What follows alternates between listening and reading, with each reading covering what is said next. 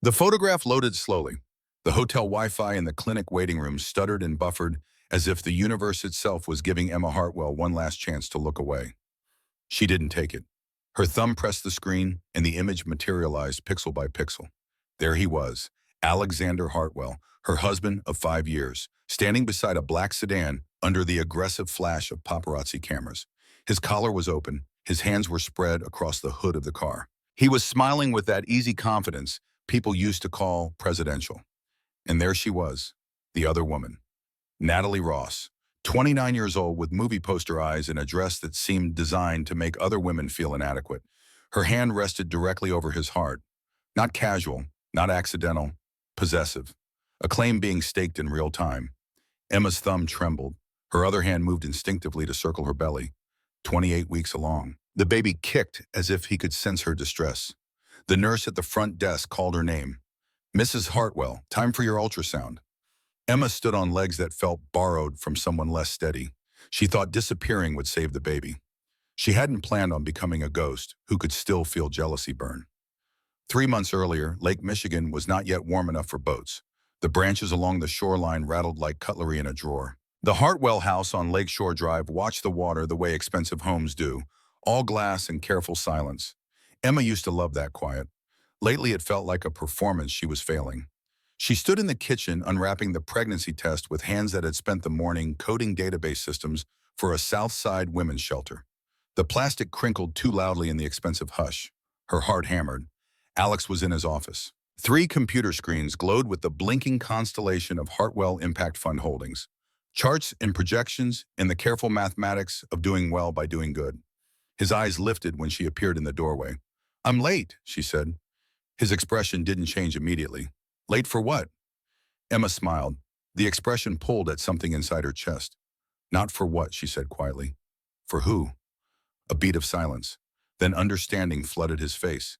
Then something else. Something that moved too quickly to identify. Relief, perhaps, or calculation. They would talk about this moment later, in therapy, and neither of them would agree on what they saw. "We'll talk tonight," Alex said. He stood to kiss her. His phone buzzed in his pocket, but he ignored it. "This is good news, Em. We'll make everything safe." Safe. That word would return like a tide, pulling pieces of them out to deeper water. That night, Emma woke to find the bed empty beside her. The clock read 2:17. She heard his voice in the hallway, low, urgent, the tone he reserved for crisis management and difficult donors. "We'll contain it," he was saying. "Yes, get legal involved. She can't know yet. No, she doesn't have the full picture." His voice had that practiced softness, the kind that sounded caring but was really about control. He stepped into the pantry as if secrecy preferred tile and darkness. In the morning, he was sunshine and scrambled eggs. All warmth and attention. He took her plate. He warmed her tea. He talked about prenatal vitamins and expanding the guest room into a proper nursery. Then he pivoted smoothly to a fundraising gala for the literacy nonprofit where he served on the board. His attention felt like standing under a spotlight, bright and flattering and somehow disorienting. Emma basked in it. She also squinted against it. Then the mail came. The envelope was thick, expensive paper stock. The address was typed with her maiden name, Emma Murphy, marked confidential in serif font.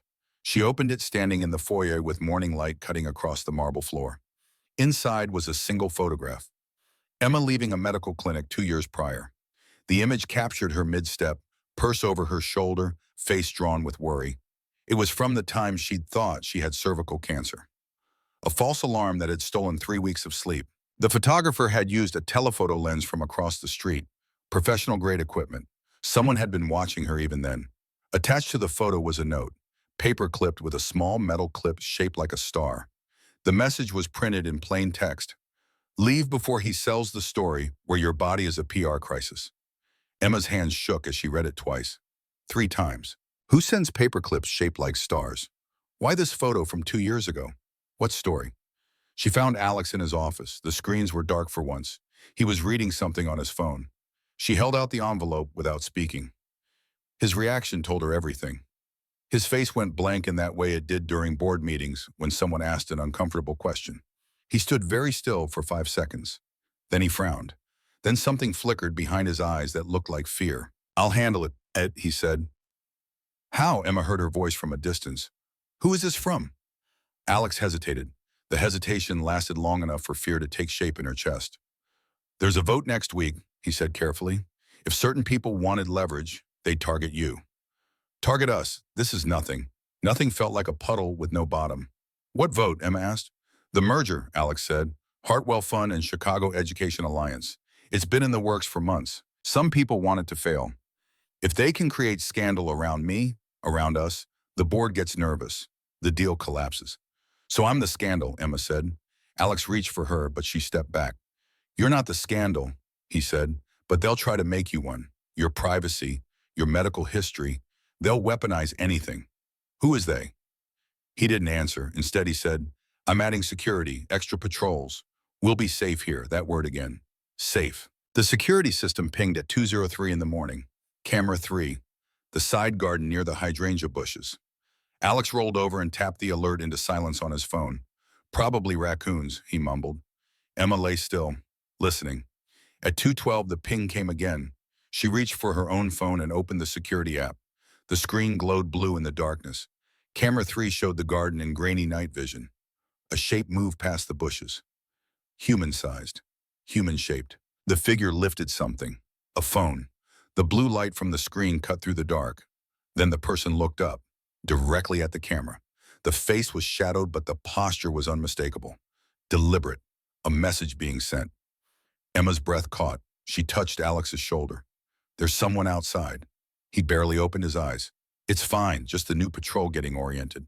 That's not a patrol, Emma said. She was already reaching for her phone, calling 911. Alex grabbed her wrist, not hard, but firm. False alarm, he said. Then he took the phone and spoke to the dispatcher himself. Sorry to bother you. We're getting used to the new security system. No need to send anyone. No units came. The next morning, a man appeared at the front door, late 30s, composed in that way ex-military people are. He introduced himself as Marcus Rivera, head of residential security, former police detective. Alex hired him, he explained, to provide comprehensive protection for the Hartwell household. Marcus had kind eyes, the kind that made you want to trust him. But he also had the posture of someone who'd seen enough of the world to stay perpetually alert. He would be on site daily, he explained. Nights as needed. Any concerns, Mrs. Hartwell could reach him directly. Alex also presented Emma with a document, an expanded non-disclosure agreement. Everyone signs one, he said casually. It's standard practice. The guard, the housekeeper, anyone with access to our lives. Emma read it slowly. The language was dense, punitive. It basically said that anyone who worked in their home couldn't talk about anything they saw or heard, ever, under penalty of lawsuit. This feels like we're building a prison, Emma said. We're building protection, Alex corrected. There's a difference, is there? He didn't answer. Marcus stood nearby, professional and silent. Emma wondered what he thought of all this. Whether he judged the wife who needed this much protecting. Whether he judged the husband who needed this much control. The second envelope arrived on a Wednesday. Emma was alone in the house except for Marcus doing perimeter checks. The envelope was identical to the first.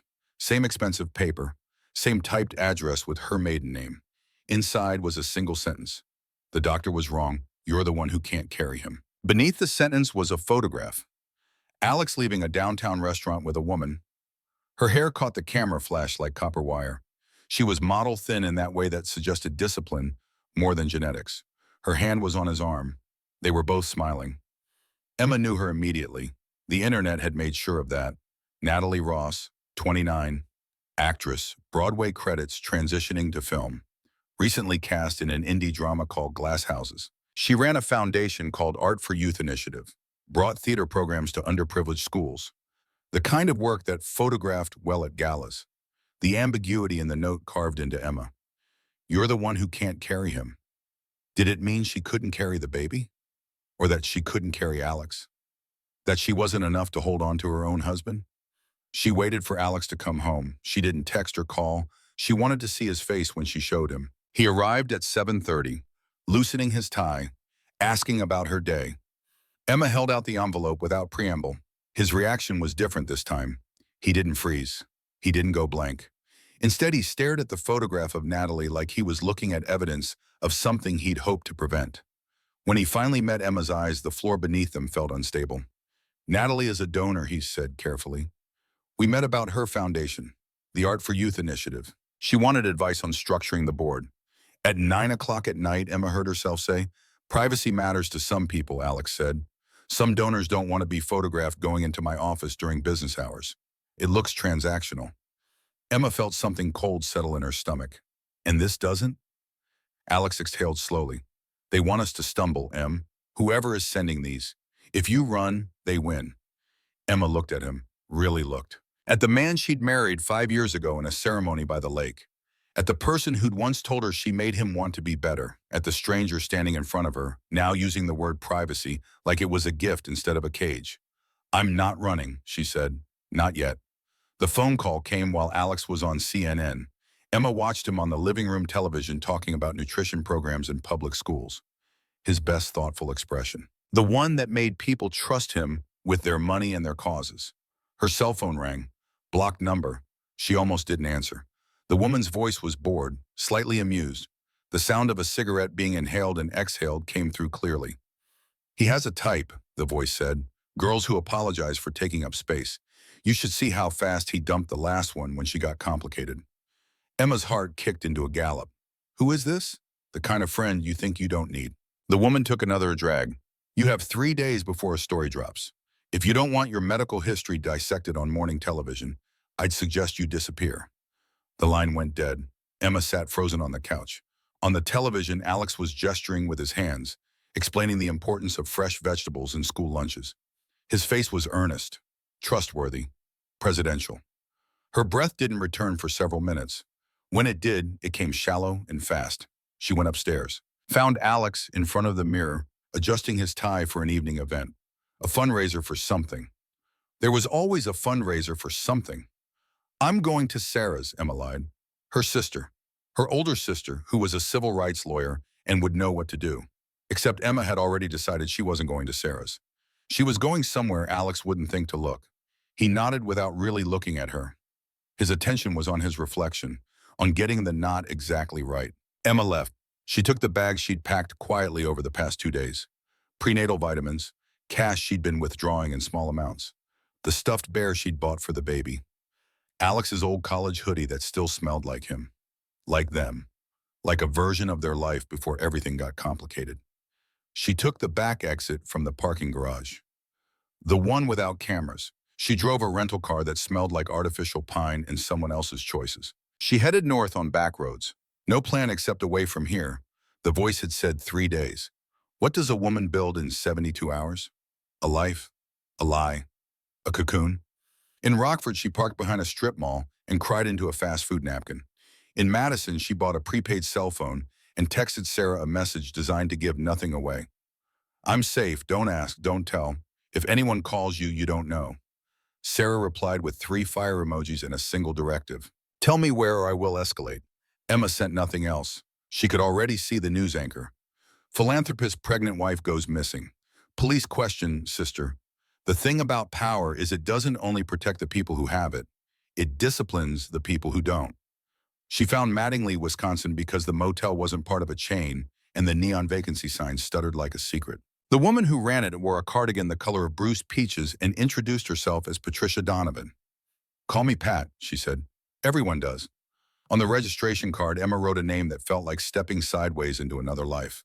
Maria Hawkins. Close enough to remember. Different enough to hide. "You here for the county fair?" Pat asked.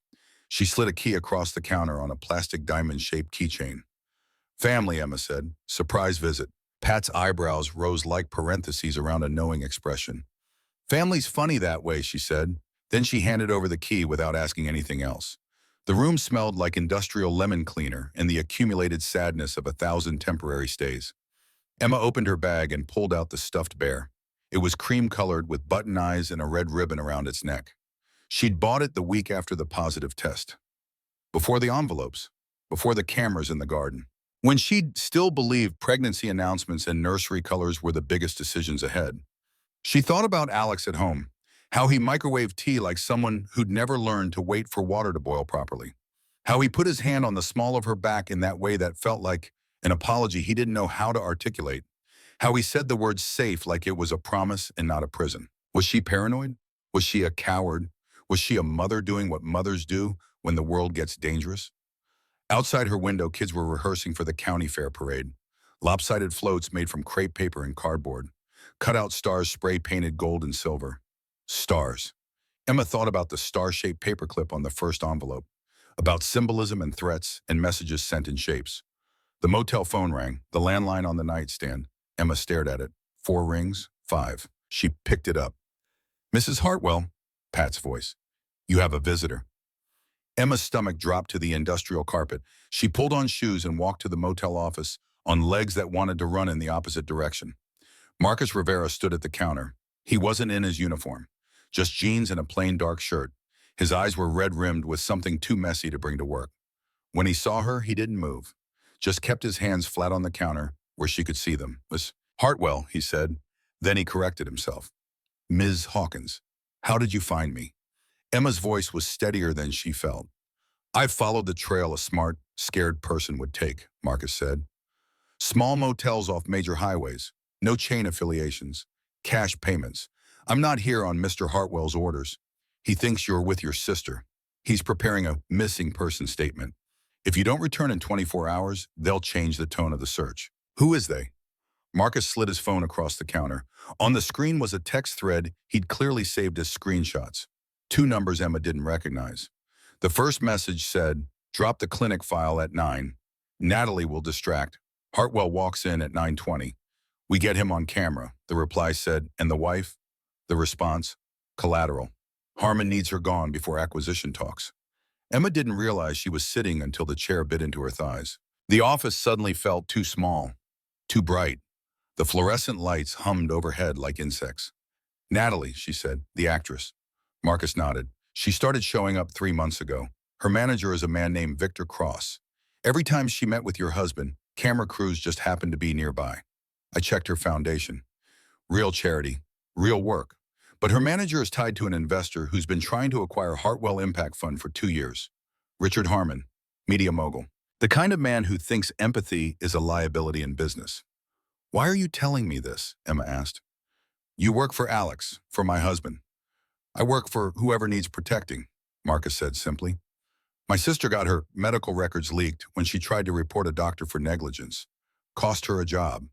Cost her a decade of her life. When I saw the envelope with your clinic photo, I knew this wasn't gossip. It was a weapon being assembled." He looked down at his hands on the counter. "I came to give you a choice. You can disappear better than this, or you can fight. What does fight look like when you're pregnant and every door in your life has a code?" Emma heard her own voice from very far away. Marcus took a breath like a swimmer before a long dive. "It looks like choosing your witnesses, not letting them choose for you." Emma sat in that office for a long time after Marcus left. Pat brought out her tea in a mug that said, "World's okayest mom." She didn't ask questions, just set it down and squeezed Emma's shoulder. That night, Emma lay awake listening to the ice machine churn in the hallway. She thought about the women she'd met at the Southside shelter. The ones who'd taught her that decision was a muscle you could strengthen with practice. That courage wasn't the absence of fear. It was fear taking action anyway. At 5 in the morning, the baby kicked so hard she laughed out loud, a startled sound in the dark. "Okay," she whispered to her belly. "Okay, I hear you." She made a plan. She would see a different doctor, one whose records weren't tangled up in Alex's insurance and Alex's network and Alex's world. She would call the investigative reporter she knew from the early days when she and Alex used to think transparency was an asset instead of a risk. She would return when she could return safely. When the game had shifted. When the board was different. She would build what women have always built when the world was cruel. A network of people who saw her as a person. Not a headline, not a scandal, not collateral damage in someone else's acquisition. Then she opened her phone. The photograph of Alex and Natalie was still at the top of her newsfeed. Trending. Their bodies a script she couldn't read without bleeding. 3 days after Marcus found her, Alex arrived. He drove 3 hours from Chicago, stood outside Safe Haven under a hackberry tree that shed tiny berries like confetti when the wind hit it right. He looked wrong there. Too polished. Too urban. He held a paper bag from the bakery with the unnecessary vowels in its name. The one that made ginger cookies Emma loved. He didn't approach until Pat came outside and looked at him for a long moment. Then she nodded once. Permission granted. Marcus stood near the office door with his arms crossed, watching the street, watching Alex, ready to intervene if needed. Emma walked out into the afternoon light. The autumn air was cool on her face. Alex looked at her like a man trying to memorize something he was afraid of losing. "I won't touch you unless you ask," he said. Emma appreciated the grammar of that, the acknowledgement of her autonomy built right into the sentence structure. "You made a mess," she said. Her voice was calm, calmer than she felt. "Yes," Alex said. "I practiced a mess and called it strategy." "Natalie?" Emma asked. "A person," he said. "Not an enemy, not my future. Just someone I let get too close because I liked how it felt to be admired that simply." "Marcus told me about Victor Cross," Emma said. "About the manager, the investor, Richard Harmon." Alex looked at the shelter building, the peeling paint in the flower boxes someone had planted with cheap annuals. "I've been feeding him dry wood with my attention," he said, playing into exactly what he wanted. "And now," Emma asked, "now I'm going to make him regret that thesis." They stood there into the cooling afternoon. The hackberry tree dropped its berries. Somewhere inside the shelter, a child laughed. The sound was bright and uncomplicated. "You don't get to keep me," Emma said gently. "You might earn me back, but you don't get to keep me like a possession you misplaced." Alex closed his eyes. When he opened them, they were wet. "I'll show up where you are," he said. "Not with cameras, not with strategies, with groceries, with time, with truth." It was an unglamorous promise, but it glowed anyway. He left. Emma watched him drive away. Pat appeared beside her with that world's okayest mom mug refilled with fresh tea. "What kind of fight did you choose?" Pat asked. "The slow kind," Emma said. "The kind where you build the floor before you stand on it." That night, Emma sat at the small desk in her motel room with her laptop open. She searched Richard Harmon, media mogul, 70 years old, owner of 3 newspapers, 2 local television stations, and a digital news platform. A man who'd spent decades convincing the world that information was his to control. "How do you fight someone who owns the story?" Her phone buzzed. "Sarah, her sister. I found something about your miscarriage last year. Do you remember signing an unusual liability waiver?" Emma's hands went cold. "What kind of waiver?" "The kind doctors don't usually ask for," Sarah said. "The kind that protects them if something goes wrong." "I'm digging deeper." "But Emma, I think you need to consider the possibility that what happened to you wasn't natural." Emma sat very still. The baby moved inside her, a wave beneath skin. She thought about the doctor who'd attended her 18 months ago, about Alex signing papers while she'd been too consumed with cramping pain to read them carefully, about how quickly they'd moved on after. No autopsy, no investigation, just grief and silence. Her other hand found her belly again, protective, fierce. Some stories, she realized, don't end when you think they do. Some stories are still being written. The question is, who gets to hold the pen? Outside her window, the neon vacancy signs stuttered and buzzed. Emma opened a new document on her laptop. She titled it, "What I Know, What I Suspect, What I Need to Prove." Then she started typing. The fight had begun. Sarah's voice came through the burner phone like a lifeline and a warning all at once. Emma sat on the edge of the motel bed with the world's okayest mom mug cooling in her other hand. Outside, the autumn light was failing early. Inside, the truth was arriving late. "Tell me about the waiver," Emma said. Sarah was quiet for 3 seconds, the kind of quiet lawyers use when they're deciding how much truth a person can handle. Then she spoke. 18 months ago, you went to Dr. Marcus Bernstein for cramping, 11 weeks pregnant. He told you it was stress-related, common in first trimester. He prescribed medication for cramping prevention. "I remember," Emma said. The memory was visceral. The pain had been like fists closing inside her abdomen. "You signed a liability waiver," Sarah continued. "Alex signed it too because you were in too much pain to hold the pen steady." The waiver was unusual. It essentially said that any adverse outcomes from the prescribed treatment couldn't be attributed to medical negligence. Emma felt her current pregnancy respond. The baby kicked hard. A protest or a warning? Why would a standard cramping medication need that kind of waiver? Sarah's exhale was audible across the distance. "Because I don't think it was standard cramping medication. I found a nurse who worked at Bernstein's practice. She won't go on record yet. Too scared. But she told my investigator that Bernstein had a side protocol for certain patients. Wives of wealthy men, women whose pregnancies might complicate business arrangements." Emma stood without deciding to. Her legs carried her to the window. The county fair preparations continued outside. Children laughing, parents directing, normal life happening while her own past reassembled itself into something monstrous. "You're saying he killed my baby," Emma said. The words felt like stones in her mouth. I'm saying the medication he gave you could have induced contractions instead of preventing them, Sarah said. And I'm saying the timing is suspicious. Richard Harmon was in active negotiations to buy 30% of Hartwell Impact Fund. Those negotiations would have been complicated by Alex becoming a father. Family men are harder to control, harder to pressure into unfavorable terms. Emma pressed her forehead against the cold window glass. How much did Alex know? Sarah hesitated again. That's the question, isn't it? I pulled his calendar from 18 months ago. He had 3 meetings with Harmon's representatives in the 2 weeks before your miscarriage. Then nothing for 6 months after. He knew, Emma said. The certainty arrived fully formed. He might not have known the method, but he knew someone was applying pressure. The baby kicked again. Emma put both hands on her belly. This child would not be leverage. This child would not be collateral. This child would be protected by a mother who finally understood the battlefield. The next morning, Emma called Alex. Not from anger, from strategy. The phone rang 4 times before he answered. His voice was careful, cautious. Em, did you know Bernstein worked for Harmon? Emma kept her voice steady. Clinical even. The silence that followed told her everything. When Alex finally spoke, his voice was stripped of its usual polish. Not at the time. I found out 4 months ago. When I started investigating why Harmon was so confident about acquiring the fund. 4 months, Emma repeated. You've known for 4 months that the doctor who treated me during my miscarriage was on Harmon's payroll, and you said nothing. I had no proof, Alex said. Just connections, financial ties. I didn't want to destroy you with maybes. Emma laughed. The sound was ugly and sharp. You don't get to decide what destroys me. You don't get to manage my grief like it's another PR problem. Em, please. I was trying to protect you. No, Emma said. You were trying to control the narrative. There's a difference. It's a difference I'm just starting to understand. She ended the call, sat in the silence of the motel room. The wallpaper had a pattern of faded roses. Someone had tried to make this place feel less temporary and failed. Emma understood the impulse. Her phone buzzed. A text from Marcus. Need to talk.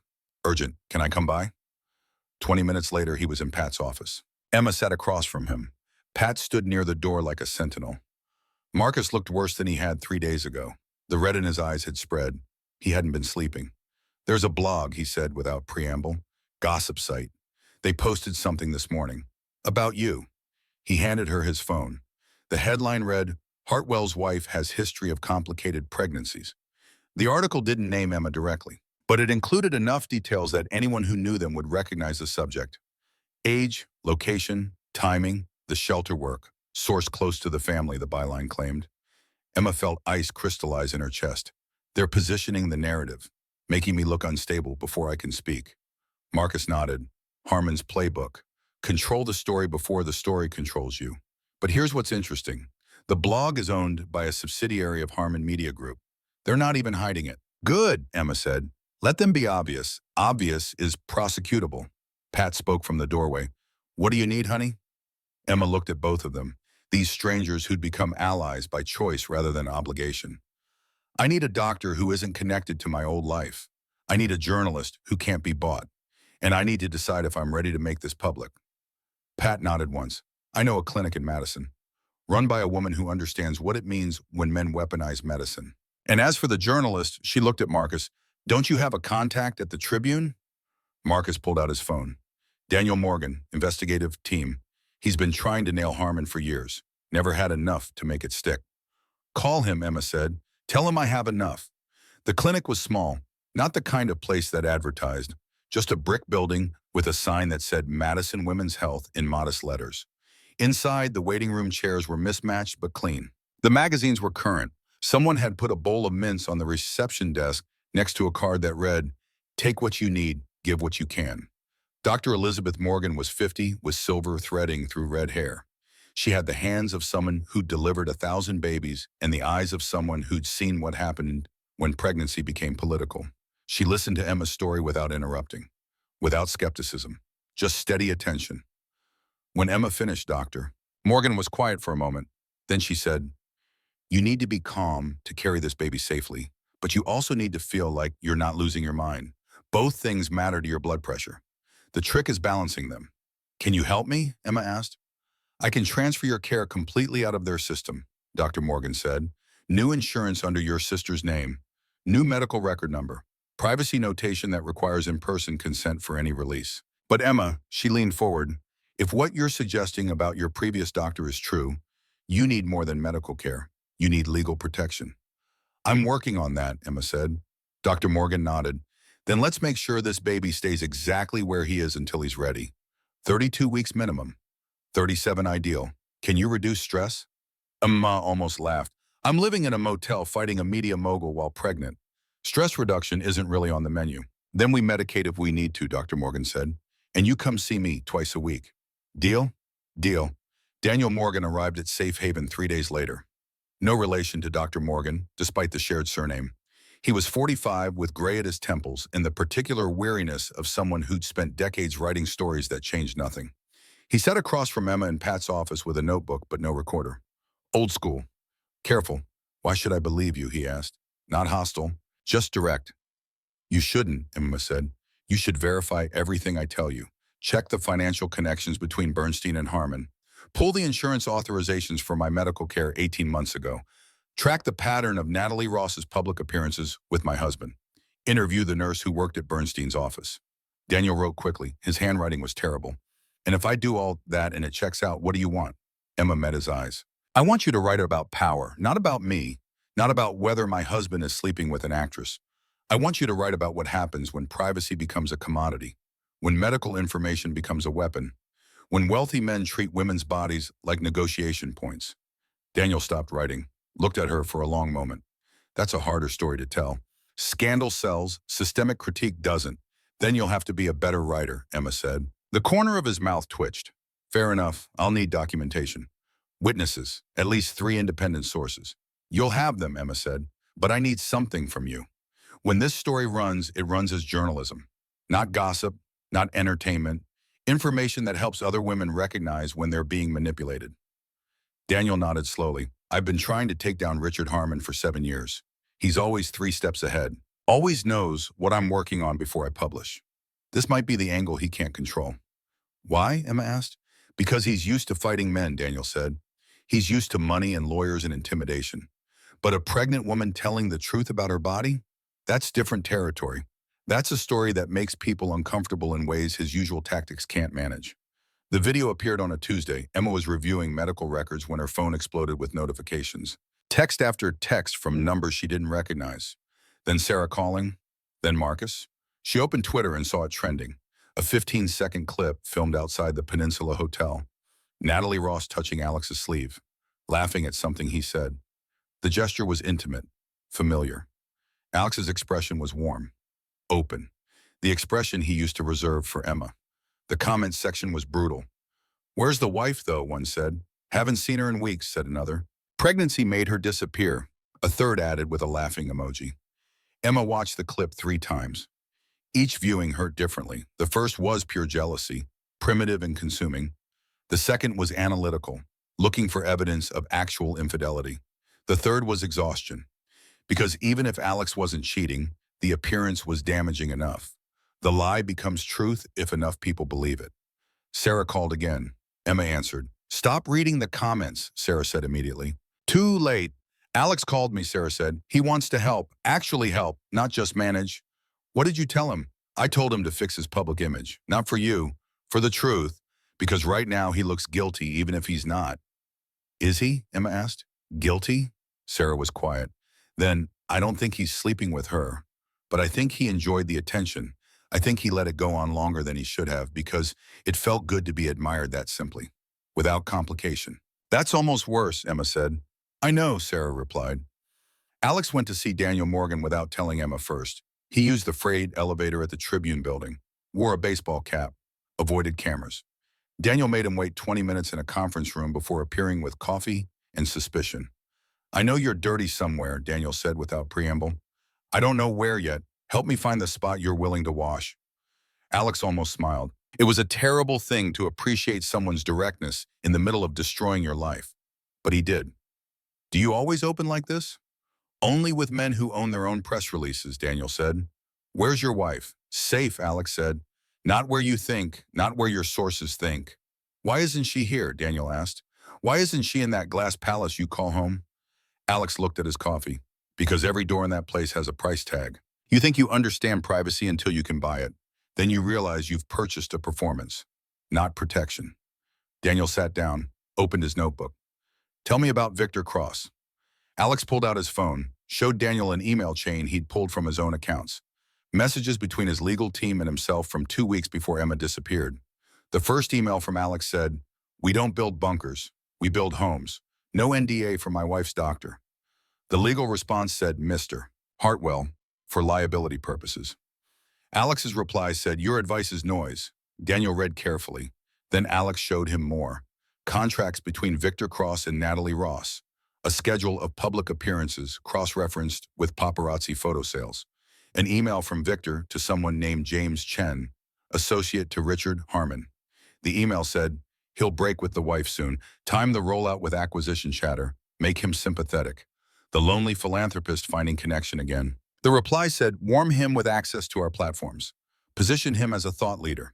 He responds well to intellectual flattery." Daniel whistled low. "They're not even subtle. Men like Harmon think shame is for amateurs," Alex said. He leaned back in the institutional chair. The building hummed around them with the machinery of information. "Do you have kids?"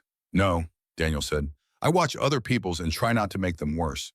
Alex rubbed his face. "Here's the part that won't make your story clean. I liked Natalie. She was smart and clear about her ambitions. I thought if I stood near that clarity, it might be contagious. Not the fame, the certainty, the knowing exactly what you want." "You're saying you didn't sleep with her," Daniel said. "I'm saying I let a woman who wasn't my wife become the audience for parts of me I should have earned back at home," Alex said. "If that's not cheating, it's the rehearsal. It's the audition for betrayal." Daniel made notes. "Your investor is 3 moves ahead.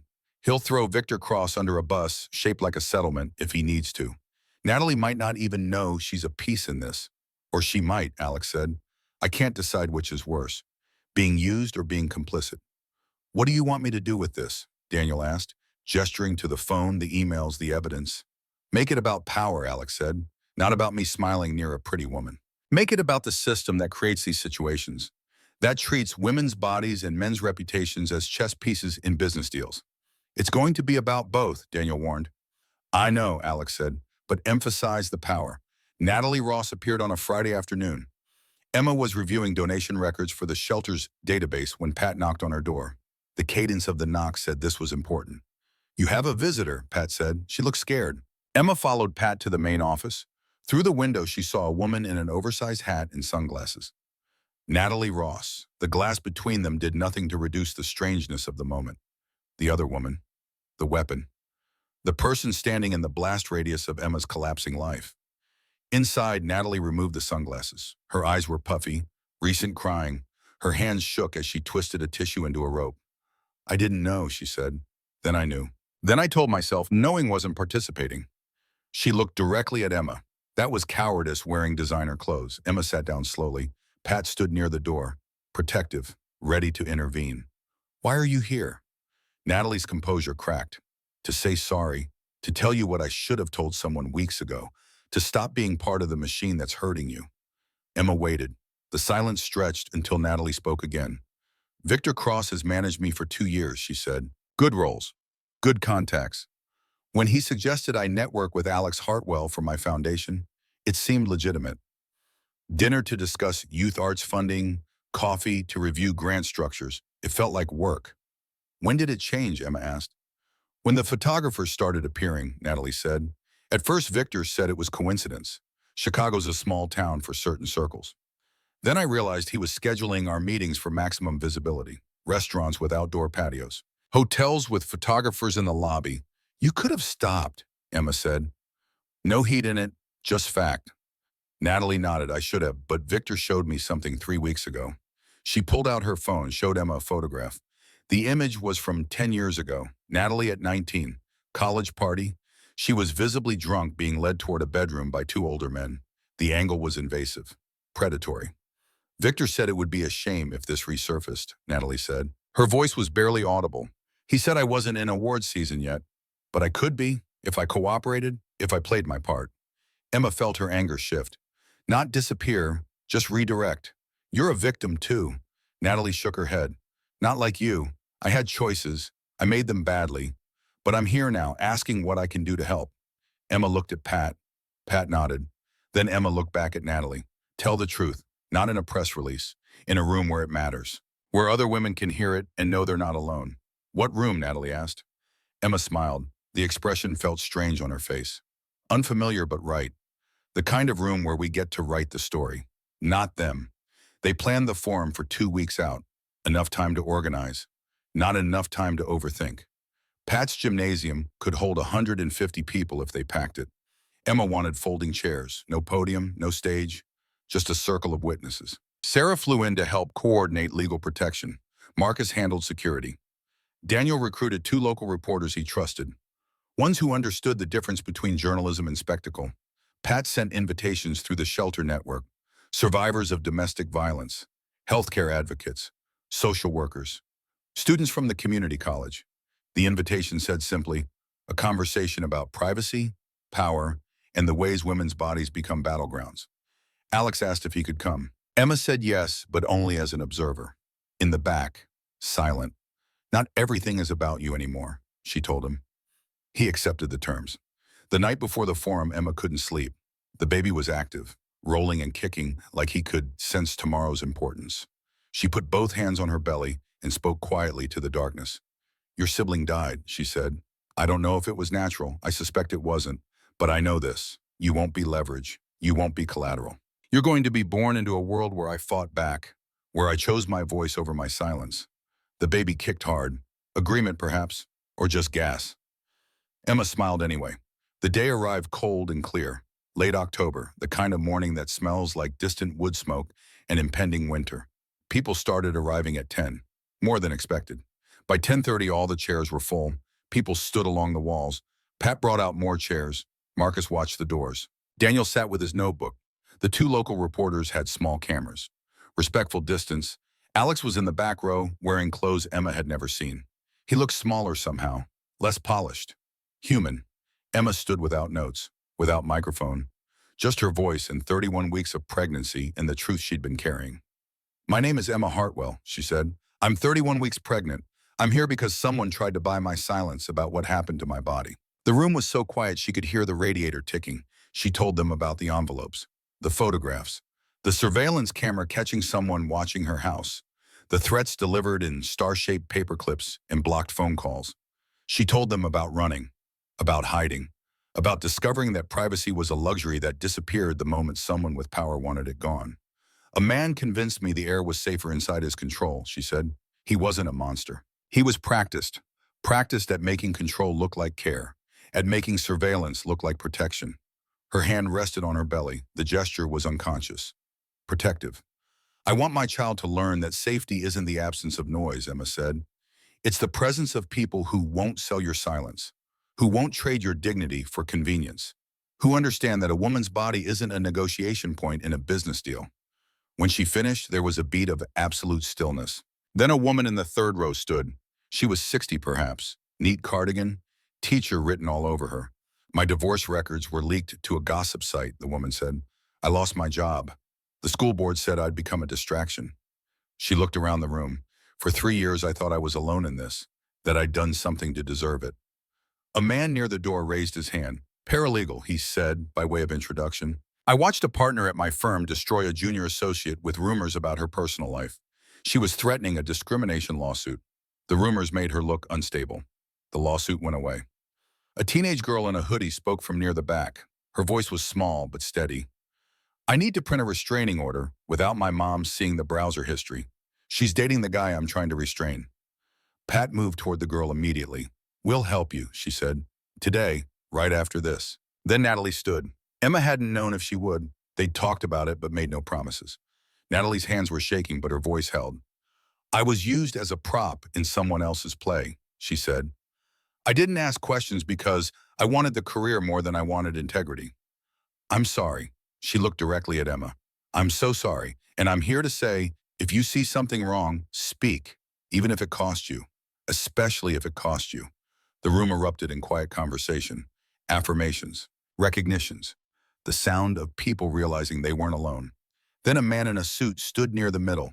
Emma didn't recognize him. He had the careful posture of someone used to courtrooms. My name is Robert Sullivan, he said. I'm an attorney. I represent 3 other women who experienced pregnancy complications under Dr. Marcus Bernstein's care. All 3 were wives of men Richard Harmon wanted to influence in business negotiations. The room went electric. Emma felt her knees weaken. Pat appeared beside her with a chair. Mrs. Hartwell, Robert continued, if you're willing, we'd like to file a class action suit. Medical malpractice, privacy violations, and potentially criminal charges if we can prove intent. Emma looked at Sarah. Sarah nodded. Then Emma looked at the faces around the room. Strangers who'd become witnesses, who'd heard her story and offered theirs in return. Yes, Emma said, I'm willing. The story Daniel wrote appeared that Sunday. Front page of the Tribune, the headline read, When Privacy Becomes Currency, a Community Weighs the Cost. It wasn't sensational, it was surgical. Daniel laid out the connections between Bernstein and Harmon's insurance subsidiary. The pattern of pregnancy complications among wives of men in business negotiations with Harmon. The staged encounters between Alex and Natalie. The emails showing deliberate manipulation. But he also included something Emma hadn't expected. Sidebars, resource boxes, information on what HIPAA actually covers, how to request medical records, who to contact if you suspect a privacy breach. The difference between gossip and journalism is utility. Daniel had made his story useful. Meanwhile, Harmon's media empire ran a different headline. Hartwell's wife stirs drama. Actress unbothered. They ran a photo of Natalie walking into a studio with coffee, looking glamorous and unconcerned. The caption implied Emma was unstable, jealous, creating problems where none existed. The comments split exactly in half. Half believed Harmon's version, half started asking questions. In the week that followed, things moved quickly. The Illinois Attorney General announced an investigation into Dr. Bernstein's practice. Northwestern Hospital, where Bernstein had privileges, announced a comprehensive review of patient privacy protocols. Nurses from various practices began writing opinion pieces. We are not the leak, one headline read. Stop blaming us for systemic failures. Victor Cross entered a wellness facility for what his publicist called exhaustion and reflection. Everyone understood it as Harmon cutting him loose, a sacrificial piece to protect the king. Alex held a board meeting at Hartwell Impact Fund. Emma wasn't there, but Sarah told her about it later. He'd confessed, not to infidelity, but to something perhaps worse, to prioritizing optics over oxygen, to letting attention distort his judgment, to thinking he could control a story that was never his to control. The board accepted his resignation as CEO. He would stay on as senior advisor. Smaller role, smaller salary, smaller spotlight. And Richard Harmon predictably sued, filed a defamation claim against Daniel in the Tribune, demanded retraction, demanded damages. Daniel's response was 2 sentences. Discovery will be educational. We look forward to it. 2 weeks after the forum, Emma was meeting with Pat about branding for what they were now calling Whisper Network, a nonprofit to help women navigate medical privacy violations. They were debating logo designs when the pain hit. It started in her lower back, a tightening that felt wrong, different from the practice contractions she'd been having. This had intent behind it. Pat, Emma said, then louder. Pat. Pat looked up, saw Emma's face. What's wrong? I think Emma started. Then her water broke, a warm gush that soaked through her jeans. Oh God, it's too early. I'm only 33 weeks. Pat was already moving, grabbing keys, calling to Marcus, who was in the next room. We need to go, now, hospital. In the car, Emma called Alex. He answered on the first ring. I'm in labor, she said, Madison General. 33 weeks, his voice cracked. I'm 2 hours away. Emma, don't do anything until I drive safe, Emma interrupted. Your son isn't going to wait for traffic. Then she called Daniel. Her hands were shaking, but her voice was steady. I'm in premature labor, 7 weeks early. If you're going to report this, report it honestly. Tell them I'm not hiding. Daniel's voice came through careful. Emma, you don't have to make this public. Yes, she said, I do. This is my narrative. Not theirs, mine. The contractions were coming faster now, every 3 minutes. Emma put her hand on her belly and felt the baby kick. Strong, alive, fighting to be born into a world that wasn't quite ready, but would have to be enough. They were 5 minutes from the hospital when Emma's phone buzzed one last time. A text from an unknown number. Just 3 words. Some stories never end. Emma looked at the message, looked at the road ahead, looked at Pat driving with both hands tight on the wheel and Marcus in the backseat already calling ahead to the emergency room. No, Emma said quietly. Some stories don't end. They just change who's telling them. The hospital lights appeared ahead, white and sterile and promising both safety and pain. Emma closed her eyes, breathed through another contraction, and prepared to bring her son into a world she was still fighting to make worthy of him. The battle wasn't over, but at least now she was fighting on ground she'd chosen, with weapons she'd forged herself, surrounded by witnesses who'd seen her stand and refused to let her fall alone. That would have to be enough. For now, it was everything. The emergency room doors opened to swallow them. Emma between contractions, Pat holding her elbow, Marcus clearing the way through the waiting area like a man who understood that seconds mattered when life was arriving too soon. A nurse with efficient hands took one look at Emma and made a decision without consulting anyone. Wheelchair. Now, get Dr. Morgan. Emma sank into the chair. The pain was a living thing now. Something with teeth and rhythm. Her phone buzzed continuously in her pocket. Alex calling, Sarah calling. The world wanting updates when all Emma could focus on was the tightening and releasing of muscles she'd thought were under her control. Dr. Morgan appeared in scrubs still damp from washing. Her red and silver hair pulled back severe. Her face calm in the way that makes terrified people believe everything might actually be fine. She walked beside the wheelchair as they moved toward labor and delivery. Talk to me, Emma, she said. Water broke 20 minutes ago, Emma managed. Contractions every 3 minutes. He's not supposed to come yet. Too early. 7 weeks too early. Dr. Morgan's hand found Emma's shoulder, squeezed once. 33 weeks isn't what we wanted, but it's not catastrophic. We've got a good NICU. We've got time to assess. Right now, we focus on one thing, getting you and this baby through the next few hours. They turned into a room painted the color of optimism. Pale blue walls, monitors that beeped steady reassurance, a bed that looked too industrial for something as primal as birth. Emma climbed onto it with Pat's help. The gown they gave her was thin and opened in the back and made her feel vulnerable in ways the surveillance cameras never had. Dr. Morgan examined her with quick professional touches. 6 centimeters dilated. We're not stopping this. Baby's coming today. Your son isn't waiting for anyone's schedule. Emma felt tears she'd been holding for weeks finally break through. Is he going to be okay? Dr. Morgan met her eyes, held them. He's going to fight. You're going to fight. And we're going to help you both. That's all we can promise. But it's enough. An hour passed in waves, contractions that crested and crashed. Pat on one side holding her hand. A nurse named Jennifer on the other tracking numbers on machines. Dr. Morgan checking progress with hands that had guided 1,000 babies into unwelcoming worlds. Then Marcus appeared in the doorway. Behind him was Alex. 2 hours had somehow compressed into 90 minutes. He looked destroyed. Hair disheveled, shirt wrinkled, eyes wild with the kind of fear that has no strategy, no talking points, just raw terror of losing something irreplaceable. Can I? He started, then stopped. Can I come in? The nurse looked at Emma. Emma looked at Alex, saw the man she'd married, the man she'd run from, the man who'd made 1,000 mistakes but was here now when it mattered most. Yes, she said, then louder as another contraction hit. Yes, get in here. He moved to her side, took her hand. She gripped hard enough to hurt. He didn't flinch, just breathed with her, counting 1, 2, 3, 4, the rhythm of survival. I'm sorry, he whispered when the contraction passed. Shut up, Emma said. No apologies during labor. New rule, just count. So he counted, and she pushed, and Dr. Morgan coached. And somewhere in the violence of bringing life into the world, Emma stopped thinking about Richard Harmon and Victor Cross and all the men who tried to make her body a battlefield.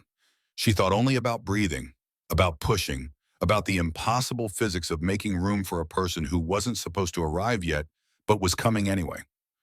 One more, Dr. Morgan said. Her voice was firm, certain. One more push and we meet him. Emma bore down with everything she had, every ounce of rage at being surveilled, every moment of grief for the baby she'd lost 18 months ago, every fear for the future she was trying to build, all of it concentrated into a single moment of absolute effort. And then he was here. The cry was weak, reedy, the sound of lungs not quite ready but trying anyway. Emma heard it and started laughing and crying simultaneously. A mess of relief and terror. Dr. Morgan held him up for 1 second, just long enough for Emma to see. Dark hair plastered to a too small head, skin with a bluish tint that meant respiratory distress. Perfect and terrifying, and hers. 4 pounds, 7 ounces, the nurse announced. 33 weeks. He's breathing, but he needs help. The NICU team was already there. They'd been waiting. They took him from Dr. Morgan with practiced efficiency, placed him on a table under heat lamps, started working with the choreography of people who did this daily. Emma tried to sit up, tried to see. Pat pressed her shoulder gently back. They've got him, honey. Let them work. Alex was crying, actual tears streaming down his face. No performance, no management. Just a man watching his son fight for breath and understanding finally that some things are too important to control, too sacred to manage. Is he okay? Alex asked. His voice cracked on the last word. He's strong, doctor, Morgan said. She was delivering the placenta now, checking for complications. Emma barely noticed. All her attention was on the team surrounding the table 20 feet away. The baby, her son, son was making noise, crying in short bursts. The neonatologist had a stethoscope pressed to his tiny chest. After 5 minutes that felt like 5 hours, the neonatologist looked over. He's stable, breathing on his own for now, but we'll need to monitor closely. NICU for observation. Mom can visit once we get him settled. They wheeled him out in a clear plastic incubator. Emma caught a glimpse as they passed. Her son, Noah. They'd chosen the name 3 months ago, lying in bed talking about the future like it was something they controlled. He looked impossibly small, but he was here, alive, fighting. Dr. Morgan finished her work, started stitching. Emma lay back and closed her eyes. Alex still held her hand. She could feel him trembling. You made a person, Pat said from the doorway.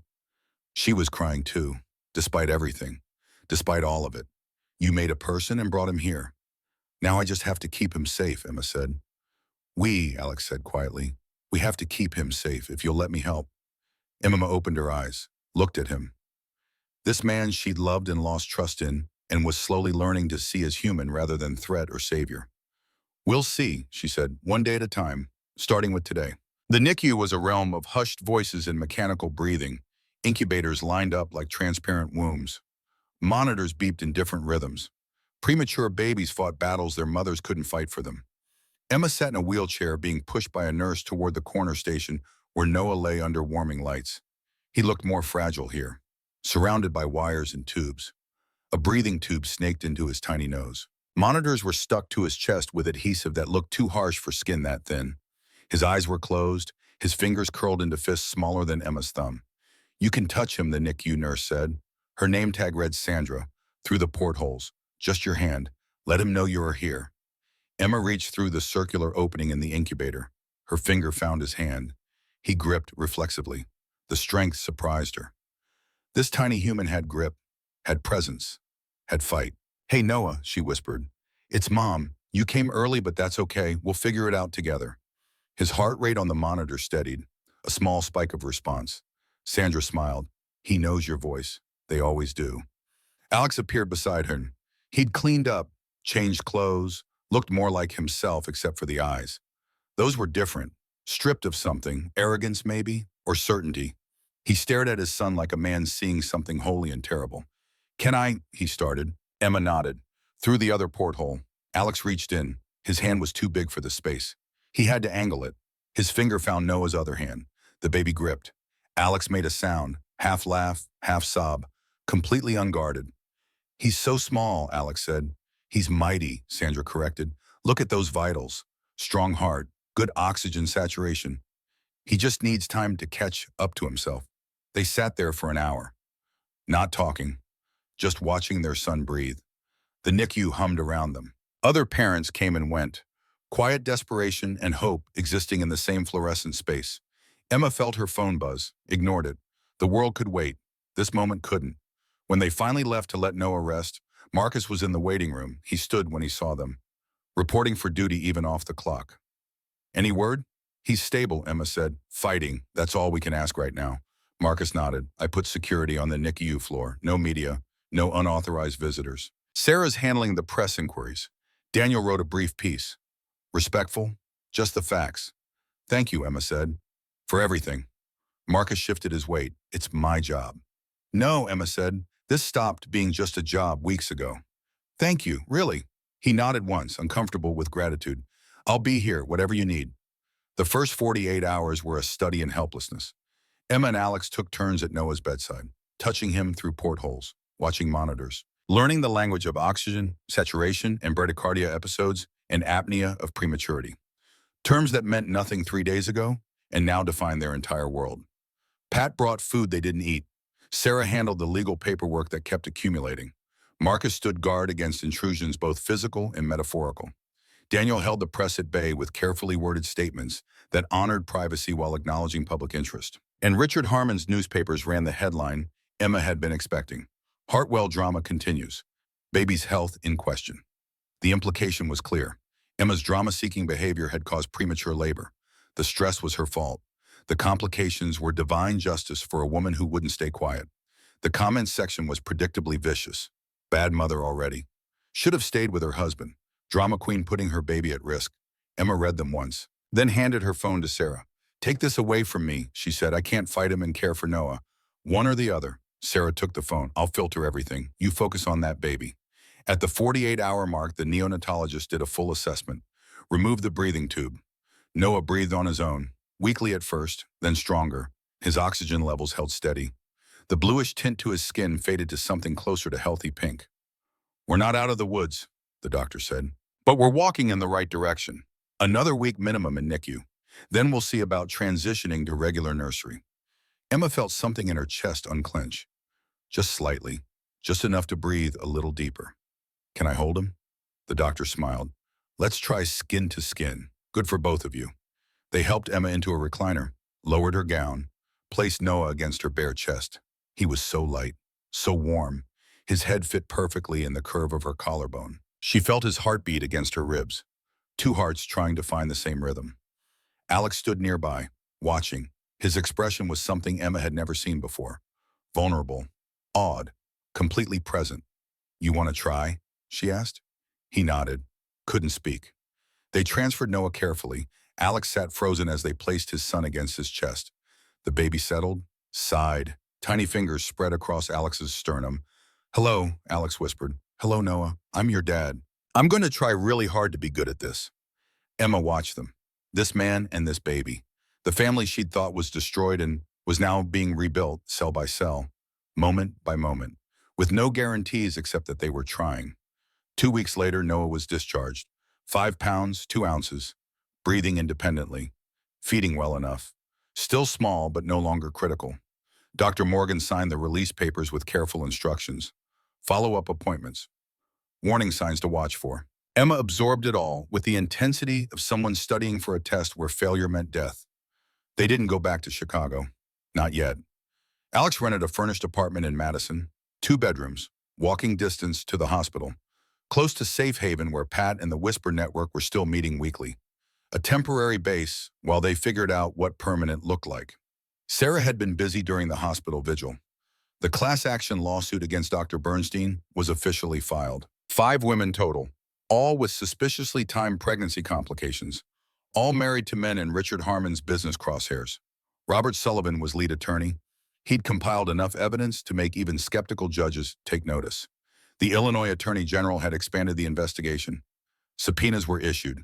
Medical records requested. Insurance authorizations examined. It was slow, bureaucratic, but it was movement, and Whisper Network was growing. What started as an idea in a motel room was becoming infrastructure. Pat as executive director.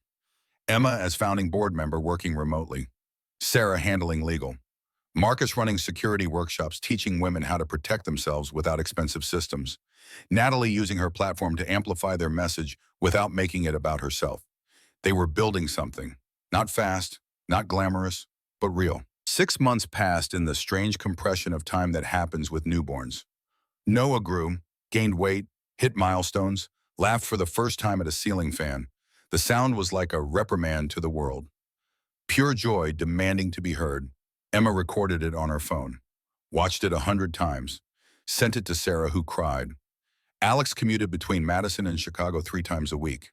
He'd resigned from Hartwell Impact Fund entirely, sold his shares, used the money to fund Whisper Network's expansion, took a new job as chief of staff for Chicago Public Schools. The salary was 1/5 of what he'd made. The hours were longer. The spotlight was non-existent. He seemed happier, or maybe not happier, maybe just more honest, more present, less performed. Emma and Alex went to therapy, not couples therapy exactly, More like parallel therapy where they learned how to be people in the same room without weaponizing vulnerability. They learned to argue in real time instead of through lawyers. Learned to say, I need space instead of disappearing. Learned that trust wasn't something you rebuilt overnight with grand gestures. It was something you practiced daily with boring consistency. Good days they went grocery shopping, made dinner together, walked by the lake with Noah in a carrier against Alex's chest. Hard days Alex's work calls interrupted and Emma felt resentful. Or Emma's hypervigilance about Noah's health made Alex feel shut out. But they named it. They didn't hide it. That was progress. Natalie visited monthly, bringing coffee, no paparazzi, no Instagram posts, just quiet friendship built on the wreckage of manipulation. She'd left Victor's management, signed with an independent, took smaller roles in theater, used her social media to direct followers to Whisper Network resources. Not selfies, not brand partnerships, just quiet amplification of work that mattered. And the legal machinery ground forward. Bernstein's medical license was suspended pending investigation. Northwestern Hospital implemented new privacy protocols. Named them after Emma's case, which made her deeply uncomfortable, but Sarah said it mattered. That institutional change required names attached to policies. The class action moved towards settlement. Harmon's lawyers offered $2 million divided among 5 women. Robert Sullivan pushed for 3.5 and license revocation. The negotiations were exhausting, but they were happening. Sarah found the nurse who'd worked at Bernstein's office, the one who'd questioned the protocols. After months of convincing, she agreed to testify. Her deposition was damning. Detailed medication substitutions, falsified records, payments from insurance companies with Harmon connections. It wasn't enough for criminal charges. Not yet. But it was enough to keep the investigation alive. On the first anniversary of Emma's forum at Safe Haven, Alex asked a question. They were in the Madison apartment, Noah asleep in his crib, the autumn light coming through windows that didn't feel like surveillance. Can I come home? Alex asked. Officially, not shifts, not guest room. Home. Emma looked at him. This man she'd married and fled from and was slowly learning to trust again. Where is home? Wherever you and Noah are, he said. But I want to build it together, not as something I control, as something we choose. Emma thought about that, about choice, about the difference between being kept and being chosen. We need new vows, she said, not wedding vows, commitment vows, agreements about how we're going to do this. So they wrote them, sitting at the kitchen table with Noah's baby monitor between them. They didn't call them vows, they called them agreements, responsibilities, promises they could actually keep. Emma's commitments were simple. I will tell you when I feel small. I will not wait for you to guess. I will ask for what I need even when it feels selfish. Alex wrote his carefully. I will treat your privacy like sacred ground I'm invited onto, not property I own. I will turn towards you before I turn toward applause. I will earn trust daily, not assume it. Together they wrote the most important one. We will protect Noah's right to a childhood that isn't public. We will model repair, not perfection. We will build a life small enough to be real. They signed them, not legally binding, but binding nonetheless. Pat witnessed. Sarah notarized for the symbolism. Marcus stood awkward in the corner until Pat pulled him into an embrace that made everyone laugh. They had a small ceremony at Safe Haven. 30 people. Pat facilitated. Noah babbled through the readings. Emma wore jeans and a sweater. Alex wore the hoodie she'd stolen when she ran. Everyone brought food. The cake said forward in simple letters.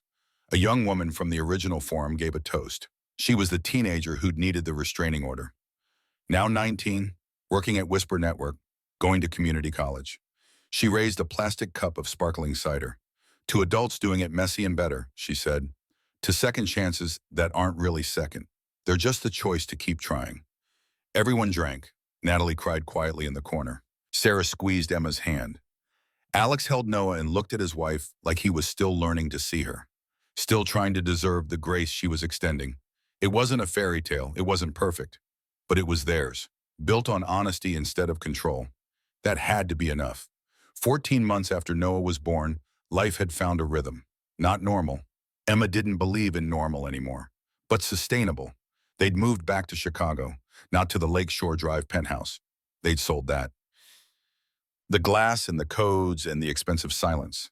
Instead, they bought a townhouse in Lincoln Park, smaller, warmer, with a yard where Noah could eventually play, with doors that stayed unlocked during the day because they chose trust over fortress. Alex continued at Chicago public schools. Unglamorous work, Budget meetings, union negotiations. The occasional local news mention when a school lunch program succeeded. He'd gone 6 months without being photographed. Then a local mother snapped him at a library event with Noah's juice spilled down his shirt. The photo went mildly viral. Relatable dad. The comments were kind. Emma ran Whisper Network full-time. Modest salary, measurable impact. They'd helped 200 women navigate medical privacy violations, opened offices in 4 cities. The work was exhausting, often frustrating, sometimes triumphant. Emma declined most speaking requests. I build floors, not stages, she told conference organizers. Come volunteer if you want to help. Natalie was dating an elementary school teacher, someone completely outside her industry. She brought him to dinner once. He was kind, asked good questions, didn't perform. Natalie looked happier than Emma had ever seen her. Over coffee, she said something that stuck. I used to think romance was red carpets. Now I think it's splitting dish duty and not checking my phone during conversations. Emma understood completely. Then the package arrived. 14 months and 3 days after Noah was born. A week after his first birthday party at a park where he'd taken wobbly steps and everyone had cheered like he'd won Olympic gold. The package came to the townhouse. No return address, just Emma's name typed precisely. Inside was a bouquet. White roses. Expensive. The card said 3 sentences. Congratulations on Noah's first birthday. Some stories never end. They just pause. Victor Cross. Emma's hands went cold. She called Alex immediately. He was at work but answered on the first ring. He found us. Alex was silent for 3 seconds. I'm coming home. Now, she called Marcus. He arrived in 20 minutes. Examined the package, the postmark, the florist.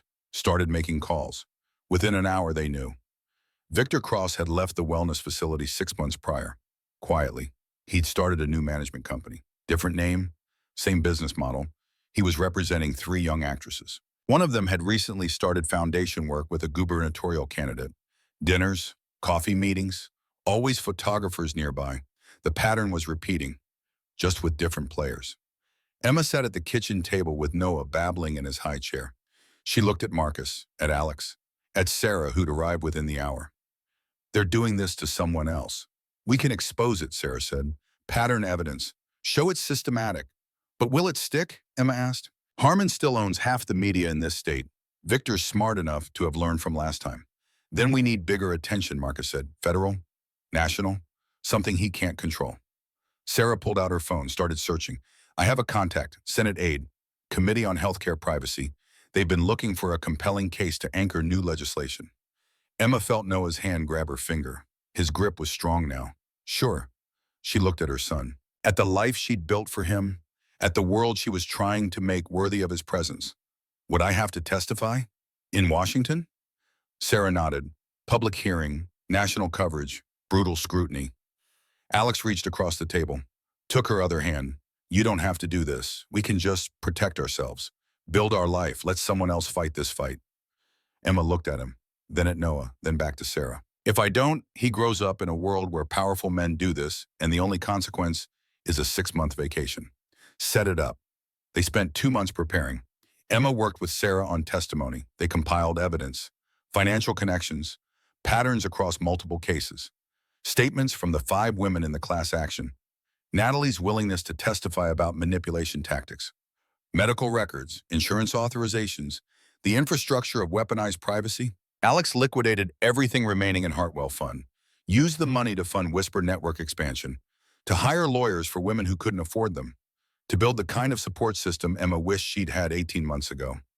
Daniel wrote a series for the Tribune, The Harmon System, How Power Weaponizes Privacy, 5 parts, meticulously sourced, published the week before the hearing.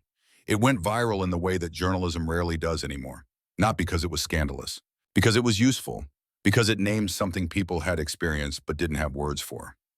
The hearing was scheduled for early December. Senate building in Washington, Hart Building, room 216. Emma flew in the day before, stayed at a modest hotel, reviewed her notes until the words blurred. Sarah stayed with her, ordered room service. Emma couldn't eat, told her stories about other women who'd testified, who'd survived the exposure. You're going to be okay, Sarah said. I'm going to be honest, Emma corrected. Okay is negotiable. Honest isn't. The morning of the hearing, Emma woke at 5. Couldn't go back to sleep. Put on the clothes Sarah had helped her choose. Professional but not performed. Navy suit, minimal makeup. The goal was credibility, not sympathy, information, not entertainment. Alex and Noah stayed in Chicago, by choice. This was Emma's testimony, her voice. She'd asked Alex not to come, not because she didn't want support, because she needed him to prove he could let her stand alone when it mattered. The hearing room was smaller than she'd imagined, more intimate. Senators sat elevated, witnesses at a table below, gallery seating behind, press in designated areas. Daniel was there, notebook ready. Natalie was there, scheduled to testify after Emma. Robert Sullivan with his legal files, Marcus in the back, always watching. The committee chairman called the hearing to order. Read a statement about medical privacy in the digital age, about the need for updated protections, about compelling testimony they'd be hearing today. Then he called Emma's name. She walked to the witness table, was sworn in, put her hand on a Bible she didn't particularly believe in, but understood the symbolism of, swore to tell the truth, sat down, looked at 5 senators and felt the weight of cameras and history and every woman who'd been silenced. Mrs. Hartwell, the chairman, said, "Thank you for being here. Please proceed with your statement." Emma took a breath, looked down at her notes, then looked up. Decided notes were insufficient for this. "My name is Emma Hartwell. I'm here to talk about what happens when privacy becomes currency, when medical information becomes a weapon, when women's bodies become leverage in business deals we don't even know are happening." She told them everything, the surveillance, the threats, the suspected induced miscarriage 18 months ago, the pattern across multiple women married to men in Richard Harmon's business circle, the systematic use of medical information as control mechanism. She spoke for 20 minutes. No tears, no performance, just clear articulation of facts and their human cost. When she finished, the room was absolutely silent. The chairman spoke first. "Mrs. Hartwell, what specific reforms would you recommend?" Emma had prepared for this. Criminal penalties for healthcare privacy breaches, mandatory reporting for patterns of violations, accountability measures for insurance companies that facilitate information sharing, federal oversight of state medical boards, patient advocate positions in every hospital, and consequences for the men who weaponize this information, a senator from California asked. Emma met her eyes. Real consequences, not settlements with gag orders, not wellness retreats, criminal charges where applicable, civil penalties that actually hurt, public accountability that changes behavior. Then Natalie testified. She spoke about manipulation, about being taught that access to power was the goal without questioning where that power came from or who it harmed, about the need to teach young people, especially young women, that some doors aren't worth walking through. She was nervous. Her hands shook, but her voice held. And when she finished, she looked at Emma and something passed between them. Recognition, solidarity, the knowledge that they'd chosen truth over comfort and would live with those consequences together. Robert Sullivan presented the legal case. 5 women, pattern evidence, financial connections between Harmon's network and medical practices, the statistical impossibility of coincidence. The hearing lasted 4 hours. By the end, senators were asking pointed questions, demanding answers from absent parties, promising investigation, promising legislation. Whether those promises would materialize was uncertain. But the conversation had shifted, gone national, gone public. Outside the hearing room, Emma stood in the cold December air, exhausted, shaking slightly. Daniel approached carefully. "How do you feel?" he asked. "Like I just chose permanent visibility," Emma said. "Like I traded privacy for impact, and I'm not sure yet if it was worth it."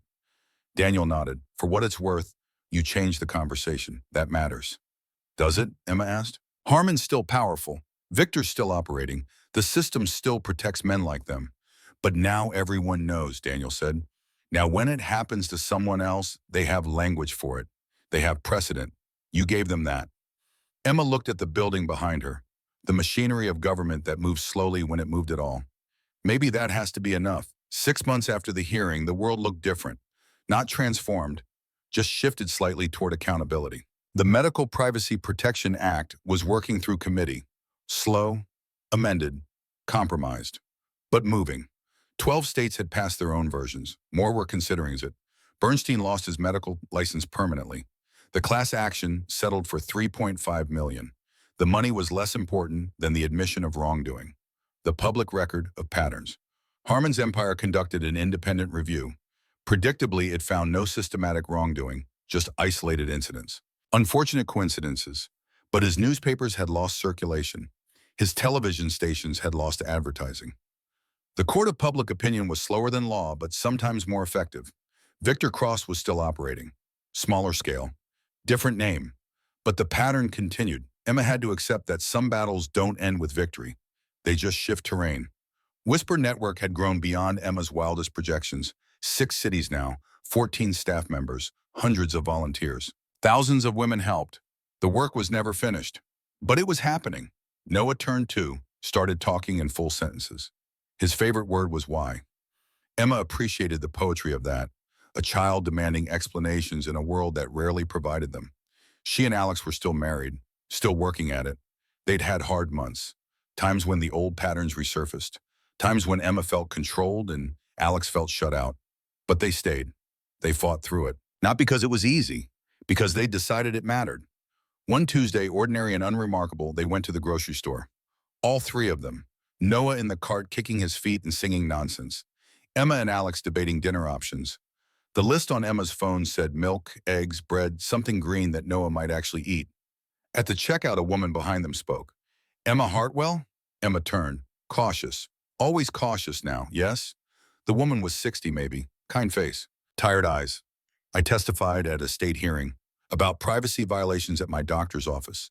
They investigated because of you, because of your congressional testimony. Found evidence, he lost privileges. Emma felt something warm spread through her chest. I'm glad, that's really good. The woman nodded. Thank you for starting the conversation, for making it okay to say this happened, that it wasn't my fault. She walked away before Emma could respond. Emma stood frozen for a moment. Alex touched her elbow gently. You changed something, he said quietly. We changed something, Emma corrected. It's not finished. No, Alex agreed, but it's moving. They loaded groceries into the car. Noah babbled about a dog he'd seen, about crackers, about the profound injustice of having to wear a jacket when the sun was clearly shining. Normal complaints from a child growing up in a world slightly safer than the one he'd been born into. At home, Emma unpacked while Alex made dinner. Noah played on the floor with blocks, building towers, knocking them down. The eternal toddler cycle of creation and destruction. On the refrigerator was the grocery list, Noah's scribbled artwork, a photo from their courthouse ceremony at Safe Haven, and underneath, held by a magnet shaped like Chicago, a paper star, cut from Chicago magazine. They'd run a feature on power couples. Asked to interview Emma and Alex, they declined. The magazine ran a brief mention anyway. Emma had cut out just the section with their names, cut it into a star, put it on the fridge as a reminder. Power was something you could reshape. Control was something you could choose to release. Stories were something you reclaimed by telling them yourself. That evening, after Noah was asleep, Emma and Alex sat on the couch, not talking, just existing in the same space. The townhouse was quiet but not silent. The radiator ticked. The refrigerator hummed. Outside, Lake Michigan breathed in the distance. Emma took Alex's hand. He looked at her, questioning. Okay, she said, the same word she'd said in the motel, in the hospital, on the steps of the courthouse, in the grocery store, ordinary and everything. The word that meant, I'm still here, still trying, still choosing this. Alex squeezed her hand. Okay, they sat in the gathering dark. 2 people who'd almost destroyed each other learning to build something better from the wreckage. A child asleep upstairs who would grow up knowing his mother had fought back, had chosen her voice over her silence, had built floors for other women to stand on. The battle wasn't over. It never would be. Men like Harmon existed. Systems like his persisted. But now there were words for it, networks to fight it. Women refusing to be quiet. That wasn't victory, but it was progress, hard fought, dearly bought, imperfectly sustained. Emma closed her eyes, felt Alex's heartbeat through their joined hands, heard the house settle around them. This life they'd almost lost, this family they'd rebuilt, this ordinary Tuesday evening that was somehow everything. Some stories end with triumph, with justice delivered and villains vanquished. This story ended with continuation, with the knowledge that the work was never finished, with the choice to keep showing up anyway, to keep building, to keep fighting, to keep choosing truth over comfort and impact over safety. Emma opened her eyes, looked at the man beside her, at the stairs leading to the child sleeping above, at the refrigerator visible through the doorway with his paper star and grocery list and proof that life was both profound and mundane. She stood. Alex followed. They went upstairs together.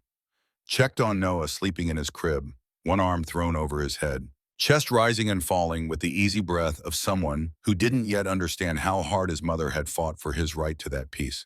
Emma adjusted his blanket, kissed his forehead, whispered the same promise she'd been whispering since he was born. You're safe. You're loved. You're free. Then she and Alex went to their room, closed the door, lay down in the darkness. Tomorrow would bring more work, more battles, more ordinary moments interrupted by extraordinary challenges. But tonight they rested, together. Imperfect but trying, damaged but healing, human and flawed, and choosing each other anyway. The story didn't end with happily ever after. It ended with the harder promise of showing up, of doing the work, of building something real from the ruins of what they'd almost lost. That would have to be enough. It was everything.